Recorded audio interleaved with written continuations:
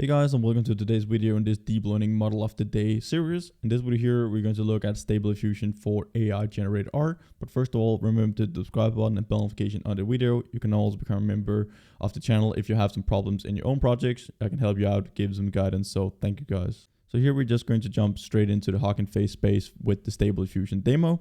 So here we can basically just have Stable Diffusion, which is this state-of-the-art text-to-image model, where we can basically just take a text prompt, we throw it into the model, and then we'll get different kind of like AI-generated art out.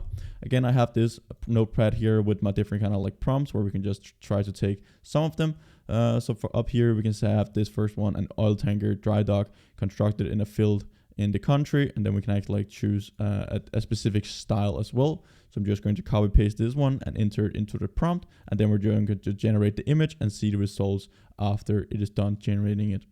So now it's done generating these AI images from the text prompt that we just threw into the model. So here we can see the results. We get a lot of different kind of like variation in the images that is generated. We can see it has this specific style of this artist up here at the top that we also pass into our model. So this model here is actually like more capable of it is actually like more capable of different kind of like artists, variations, and also have all these nice details in the images.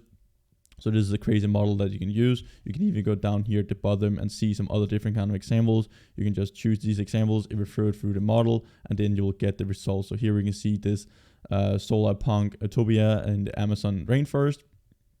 So basically we get these really nice detailed images. So you can play around with this model yourself, throw in some prompts, try it out yourself, and definitely like comment under the video here if you have some really nice prompt that we should try out.